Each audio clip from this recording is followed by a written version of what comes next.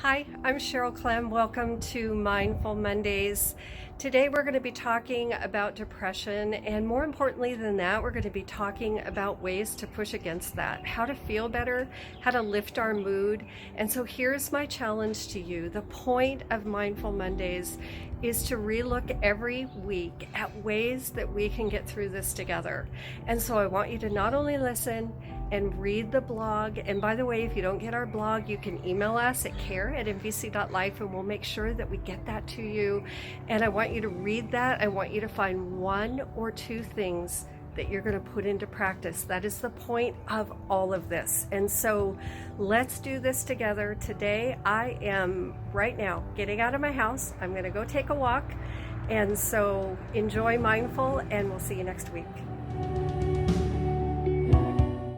Hi, and welcome to Mindful Mondays. My name is Cheryl Klem, and I am the executive pastor at Mountain View Church, and I'm also a licensed marriage and family therapist. And I'm so glad to have you guys here today with a couple of members of our team that I respect and admire. Today we have with us Andrea Lundeen, and Andrea is an associate marriage and family therapist. And she's also the director of a ministry called Be Free Indeed.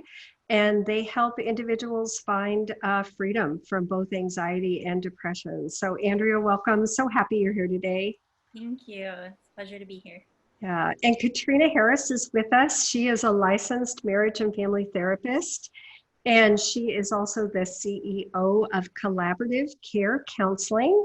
And hi, Katrina, welcome. So glad you're here. Thanks. Thanks for having me. Yeah.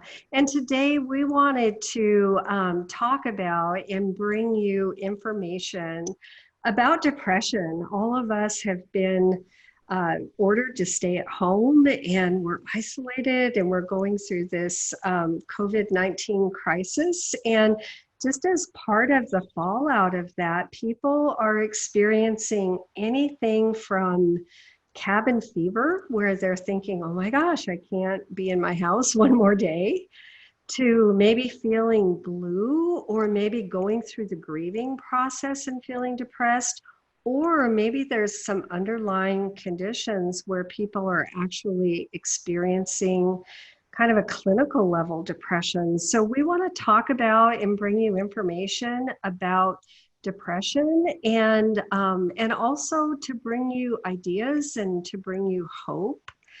And I was thinking about this topic and just thinking about the whole situation that we're in right now. And just when you think about even the words and the language that's being used right now, we're told to isolate, we're told to quarantine, we're told to socially distance.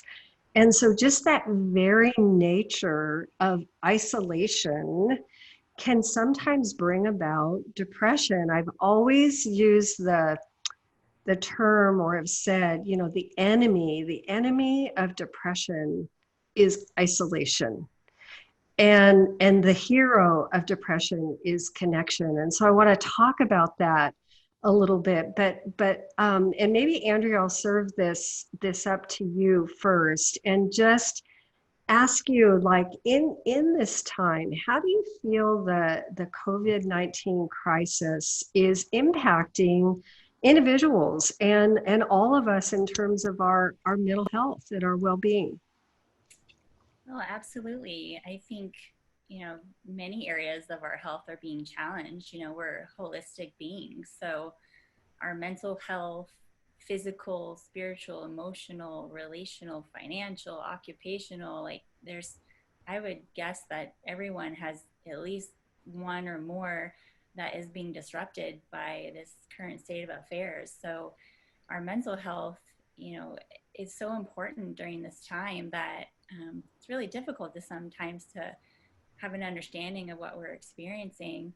And our normal functioning is also impacted. So I think some people have had experience of anxiety and depression at different times in their life, so that may, symptoms may be coming up for them as well. But some people have never experienced depressive symptoms, or at least they weren't aware of it before. So it's important to understand there's varying degrees of depression. It may be, this feeling of just feeling down and maybe overwhelmed or fatigued. And it's really like overwhelming what we're going through, but others may be a little bit more serious and need to seek, professional help.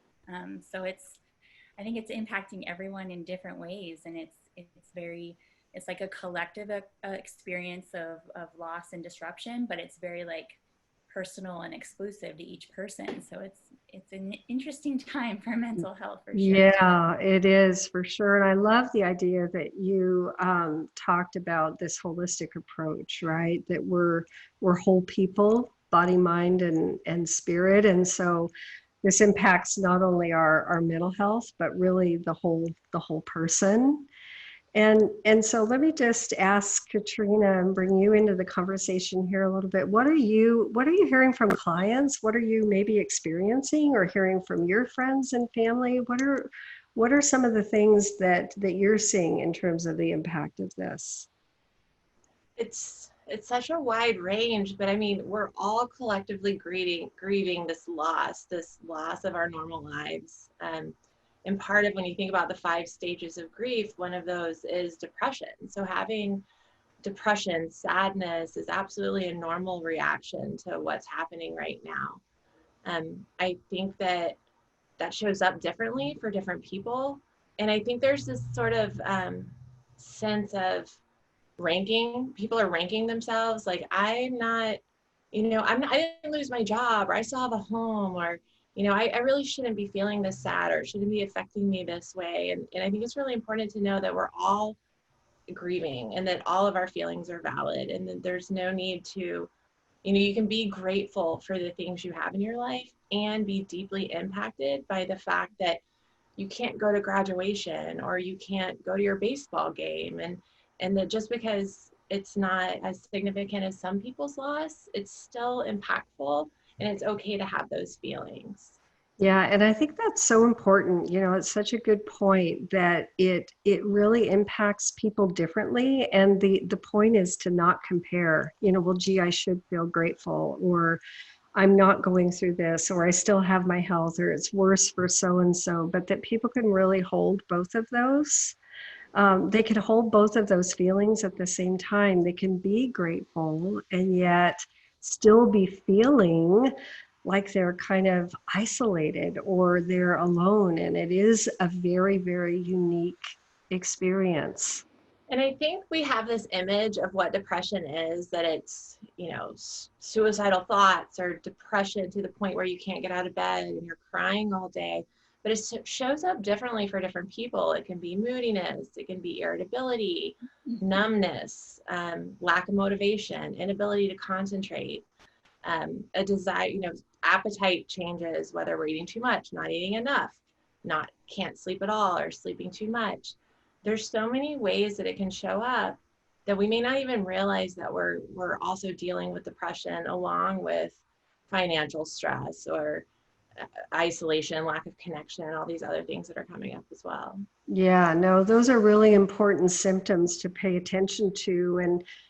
And not only just some of those changes, but also that it can show up, or those changes can show up different for different populations. Like it's going to show up different maybe for a child or for a teen than it might for us, or for someone who is elderly, or someone who's more isolated. So what are some of those signs and symptoms? Like, how might this impact, and maybe Andrea, some of your thoughts too, how might this impact different people in different ways? Were you asking me or Kat? I am going to ask you. Yeah, it's definitely going to look different for everyone.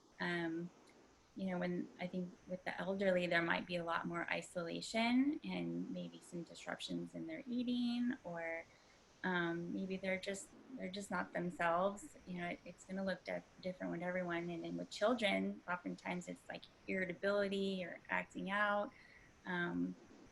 just really kind of not comfortable in their skin. So yeah, it's really exclusive to that person. But I think what's most important is just that awareness of, you know, whether it's your family member or a friend or a child, just kind of paying attention when there are kind of some little flags being raised of like, that's not normally how that person acts or responds. Or usually they answer the phone when I call them, or at least call me back right away. Or, you know, usually this child is, you know, their personality might be a little bit more calm or whatever it is, but just having that like awareness and trying to attune with that person so that you can be more available to offer help, or even ask them, you know, what's going on with them. Yeah, and I think that's such a good point to not only be mindful of ourselves and how things are going with us, but also to be just there for each other and really aware of what we see in others and being able to maybe bring that to them and connect with them, or realize that maybe they need more grace or more time, or they need to talk and we need to be better listeners. So to just be really aware of all of these kind of signs and symptoms that we might see in others. So Katrina, what are some of the things in terms of when you work with clients and you work with both depression and anxiety, and obviously this is a new situation that we find ourselves in, and I know you work with different age groups as well. Do you have any other thoughts or input just about what to look for? What and when maybe do we address the signs and symptoms that we're seeing and connect people to a professional? Sure. I think we can talk about coping skills. I think it's important to know that there's ways that, you know, we're having sadness or depression or anxiety in response to a global pandemic, and that's normal. So there's that layer of normalcy to just reacting to this intense situation. But there's things that we do that normally make ourselves feel good, whether, you know, for me, it's surfing or running or exercise, or, you know, other people might want to wrench on something in the garage, or paint by number, or karaoke, dance parties, you know, whatever those coping skills are that we can go to that generally help us self-soothe or feel better. When there's a lack of motivation or an inability to engage in those activities, I think that's where we really need to start looking to increase our accountability. I have a client I'm thinking of right now, but it's just, you know, someone that knows that they feel better when they exercise, knows they feel better when they're getting good sleep, yet they can't get off the couch. And they've been watching TV for 12 hours straight, just watching that death clock, you know, tick up and up and up, and they can't seem to turn it off. And they're using maybe negative coping skills like drinking too much, eating unhealthy foods, the things that they know are maybe contributing to that depression and making it worse, but they can't seem to make different choices. And at that point, I think it's really important to increase that accountability. And we can do that with connection in our community. That's like a first line of defense, whether it's a group text or a scheduled Zoom meeting with your small group, or you know, whatever. I personally have we do sweaty selfies, and I have a group text going with some girlfriends, just that, you know, we worked out and we engaged in the self-care activity, and it can feel like the camaraderie and the accountability that I am going to engage in those things. But when it gets to the point where you don't have the motivation to just do that contrary action, to do those coping skills, I think it's really important at that time to up your level of accountability to perhaps a professional counselor, where they can help be a guide and walk you through this. And there is sort of I think a level of stigma that comes with asking for help, or, you know, and there's a humility that we need to have. This is a natural response to a completely unprecedented experience, and we may need a guide. And it doesn't necessarily mean that you have a mental health diagnosis or anything else. It's just like right now I may need extra support, an extra layer of protection, somewhere where I can bring what's on my mind, have help in examining, you know, what might be a truth and what might be a lie, and where I may be going askew or missing the mark, and how I can participate in my wellness with a guide that has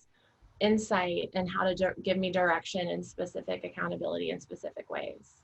Yeah, and I think you bring up such a true statement that it can be scary to reach out, or that people are afraid of a mental health diagnosis, or they're afraid that they're going to be put on medication, or they're, all kinds of fears and things go through our mind. And yet, this is a time that we may need the extra support. Like you said, I love the fact that we remind people this is normal, like to feel like you're going a little crazy, or to feel like you're like Andrea had said earlier, like your head's just kind of in a fog and you're not quite yourself.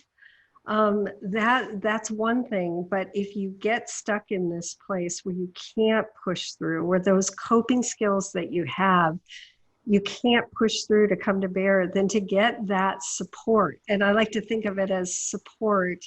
And I also love the term, our pastor uses the term accountability, and always reminds people that that's not accountability like a should, it's an accountability like accountability, account for your ability. You are able to do this. So get people who account for that in your life and bring that truth into your life. And so, Andrea, maybe you can speak a little bit, because I know your group focuses a lot on freedom from this, right? And a lot of that freedom has to do with our thought life. And so maybe you can talk a little bit about that. Absolutely. So we're a Christ-centered ministry. So we really focus on the teachings of Jesus and developing a relationship.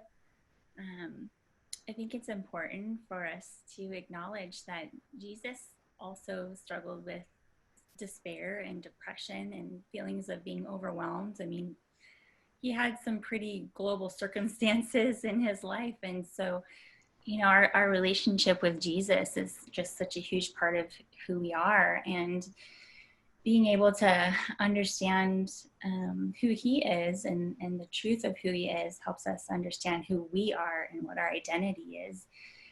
And it's really important for us to try and not put our identity in things that we have no control over, like our jobs and our finances and our homes and different things that we're blessed with and we've been provided with. But what we truly have is Jesus. So everything else is out of our control. So in this time, definitely staying connected to Jesus in a way that can help us manage all these different areas of our life that I was referring to. So for our mental, spiritual, emotional, mental health, like these things are so important and can be overwhelming. So Jesus, having experienced many of these things in his life, teaches us of what to stay connected to. And so when he was in his darkest days, he reached out to his dad. He just wanted his dad and his dad's help and his dad's guidance. And he reached out to his best friends. And so his friends and his dad is what he, relied on during that time. And so he teaches us that. And so the connection to him is what's so important right now. And understanding that he will meet our needs in this difficult time. But he's also put a lot of amazing people in our lives to help us on that journey as well. So to kind of go a little bit deeper into the thought life, we live in a broken world, and there's a lot of lies that are coming out of this broken world throughout our life since we were little, not just now, but there's a lot of lies in our culture and in our society that we hear in these messages that aren't truth. And we also have an enemy that wants us to feel bad about ourselves, wants us to think that God has left us and he's letting all these horrible things happen to us because he doesn't love us, or whatever lies that people are hearing. We don't have to believe every thought that comes between our ears. The Bible teaches us to take every thought captive and present it in front of the Lord and ask, like, God, is this the truth? Is there a lie that I'm believing? Because those lies can be impacting our worldview, our experience, our mental health. It can paralyze us. And so really, being aware of our thought life and what lies we're believing and where is that coming from, and asking Jesus for the truth. Like, what is the truth in this situation? So there's a lot of freedom to be had in just taking the power out of negative thoughts and messages. They may be coming from us. We may be telling ourselves lies like, I'm never going to get a job. I'm going to get someone sick. I'm going to lose my house. Like, like this tumbling thought process that is like insanity. But at the same time, we have to take responsibility for that thought life and present it to the Lord and ask for his help. Okay, what's the truth here? Yeah. And I think that's so important to think about, just even, what this might look like for people, and that negativity and those spinning thoughts, that is another sign, right? That we're stuck in a funk. We have too much negative stuff going on in between there. And so how do we lift ourselves up out of that? How do we notice some of the signs and symptoms in either ourselves or other people? And then what are you seeing people do? What works to lift up out of that mood? I think it's important too to realize and really firmly grasp that we do not have to do this alone. I feel like isolation can be a breeding ground for believing those lies. For, if we don't have a way to examine our own thought life, it's really, we do, but sometimes we're so captivated by the lies that we can't tell the truth from the false, and we get caught in this cycle. And so being able to bring that to community, whether it's to your small group, to your church community, to a guide that you can, a pastoral counsel or a therapist, someone that you can really say, these are the things I'm struggling with. These are my repetitive thoughts. These are the things that are keeping me from engaging in life, or that are keeping me from living my best life, that are robbing me of my relationship with my kids, that are, keeping me up at night. And I'm not sure what's truth and where I should really be scared, and what's a lie, and how I might be missing the mark. And bringing that to someone else that can help you examine that in a way that might help you make sense of it. We can't really always do it in a vacuum. Sometimes, yes, I've had spiritual experiences multiple times where Jesus has just intervened and I've gotten out a word or clarity or some sort of revelation. But sometimes he's just putting people in my life that can help me with that. And that's the way it works sometimes. So I think being humble and being vulnerable and being willing to really open up in a place where we may feel a little crazy and a little like something's wrong with us, and just know that we're collectively all going through this the best way we can, and nobody's getting it right. I don't think that progress comes from perfection. I think that progress comes from consistency. And when we have this idea that we need to be doing this right or doing this perfectly, it can really interrupt our ability to engage in life and show up for ourselves in our relationships. Yeah, I think that's so true. Just there is no right way or one way, and just leaning in to connection, even if it feels vulnerable, even if it feels crazy, like we're feeling, like I had a day when this whole thing first started, and I realized really what this might mean in terms of not being able to see my granddaughter for how long, and not being able to see my parents, or all the what ifs. So what if I go over there and I get them sick, and where I just had a day of crying, and I'm not normally a crier for that long, and where those emotions just kind of hit you because of what you've been storing up. And so, and yes, the answer is bringing people into our life and being vulnerable and being willing to share, like I just did on a whole podcast that I spent a good part of a day crying. and so let me say this, because let me ask this rather, because our time is coming to an end. So if you had to leave with people one or two things that you think are really important for them to understand about low mood, about depression, or an idea or an answer for that, what would that be? Andrea, what would that be for you? Yeah, so I just want to offer the hope that like depression and anxiety are treatable, and there's varying degrees. So not to compare certainly to one does not equal the other for sure, but that there are so many ways to manage depression and still have really good quality of life. So it may be just temporary circumstantial symptoms of depression, and not give yourself grace in that, or give others grace in that. That it like the lady said, this is a lot of what's happening with our mental health is kind of to be expected. It's like this is not normal happenings in the world. So turning everything upside down, we just got to get back up and figure out what we can and cannot control.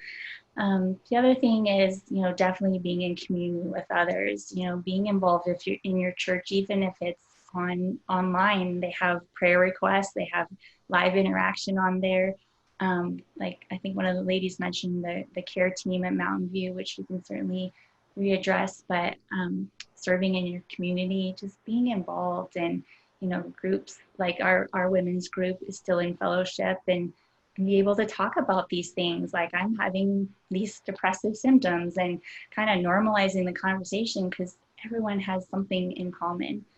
And the last little bit of hope that I want to share is just like kind of a daily thing that I have in my own life, and also a lot of people that I work with in a mental health capacity, is things like the Serenity Prayer.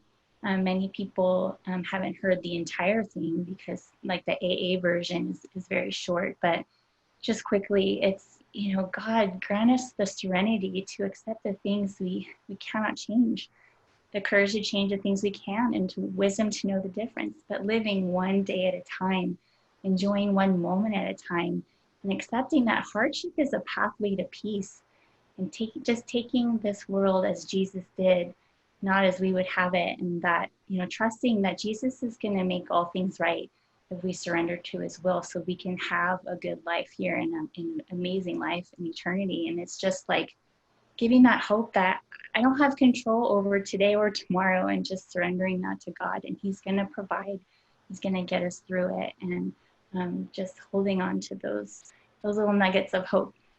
Yeah, I love that. And I love the Serenity Prayer. And, I was thinking about how important, I know, like during a season like this, people are feeling what I call the example I use is untethered.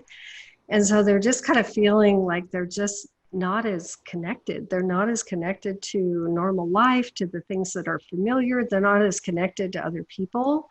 And so one way that we can be tethered or start to feel better, and it can impact mood, is to have routine. And so I love that you brought the idea of the Serenity Prayer, and that even that you bring this idea of let's take care of our whole person. Katrina, you mentioned how important exercise is, and Andrea, you've mentioned how important not only your mental health but your spiritual health, and relying on God, and relying on your faith, and connecting with others. And so maybe we bring that into a routine for the day, where you start your day with the Serenity Prayer, and then you go on a walk. Even if you don't feel like it, you kind of push yourself through. And maybe it's finding whatever routine works for you. Maybe it's starting the day with a Serenity Prayer, or reading scripture, or a meditation. And so you're tending to your spiritual life, and then you go out on a walk if you're able to, and you kind of push through to do that, and you take care of your physical well-being, and you get your work done, and so you're productive. But routine can help bring us back from feeling very untethered to feeling more grounded and more connected. So it's really not only connected to people, but connected to routine and to the things that become then familiar to us. And so that would be, I think, my final closing words are just connection, like connect to people as well as to your life. Find ways to connect to your life. And so, Katrina, what are your closing thoughts and ideas, recommendations? Two things come up for me when I'm thinking about what you guys just said, and one of them is service. I think one of the best ways to get out of ourself is to see how we can help others, and that can be as easy as, you know, making a meal for a family member or making a meal for a neighbor. Checking in on your strong friends, those friends that seem to always be okay all the time, they may not actually be okay right now. And so reaching out, making connection a part of your routine. I think routine is absolutely something we can anchor to right now, including, you know, scripture, exercise, healthy, nourishing food, hydration, rest, all the things that we know feed our souls. And whatever that is for each one of us, it may look different. I mean, my mom is famous for doing dance parties. She'll just put on music and do dance parties in the kitchen while she's making dinner, and that brings joy to her. And I think, you know, whatever you can do to just focus on little moments of joy is really important right now. And routine is especially important for kids. I think kids can go under the radar right now, and we may not notice their signs of depression because they look different. And creating ways for them to have outlets to connect with their kids. I've been doing other classmates. I've been doing Google Hangouts. My son's in second grade. So he gets to see his friends and see his friends' rooms. And it's so meaningful for him. And sometimes it just looks like irritability or restlessness or inattention. And we may think that they're behaving badly, but it's they're struggling too. And routine can be so anchoring for kiddos. And I know it's hard for moms right now. Oh my gosh, I know it's hard for moms. I'm a working mom. I'm a single mom. And I'm homeschooling. I'm a teacher now. I'm all these things. Yeah, and Katrina, because you have a heart for that, tell us here in closing too about your group, because you are doing an amazing thing to help out moms. Absolutely. I mean, I obviously have a heart for it from personal experience, but I'm offering a 12-week group. It's free, mutual support group facilitated by myself. It's offered online. It'll start April 28th. It's Tuesdays at 1 o'clock. The idea is that your littles may be taking their nap time or having their after lunch quiet time, and the older kids can have a little screen time and we can connect and we can just talk about the things we're grateful for, the things we're struggling with, all the ideas, all these expectations we have. I mean, sometimes I think we're so hard on ourselves, and just a way to really be supportive of one another in this time where we just are taking it day by day and not sure what to do, and just managing that together, I think can be really helpful. And that's, you can reach out to me. Collaborativecarecounseling.com is my website, or Katrina at collaborativecarecounseling.com. My phone number and my email obviously is on the website. You can reach out through the Mountain View care team as well, and they can connect you with me. And it's free. It's for the Mountain View moms, but it's also for your friends. So feel free to invite others. It's just building a community of support for moms right now. That is so awesome. Thank you so much for doing that. And Andrea, I know your group meets on Tuesday via Zoom. And so here's two great connection resources for people. It'll be on the information will be on the Mountain View website. If you go to the Mountain View website, which is mvc.life, and you go to the coronavirus update page and you go down to resources, this is where all those resources are listed. And so I just want to thank you both so much for your time and your heart, and for loving people and wanting to make these connection points. And we just appreciate you, and tune in next week. Thanks to the rest of you for joining us for Mindful Mondays, and join us next week. Thanks, bye.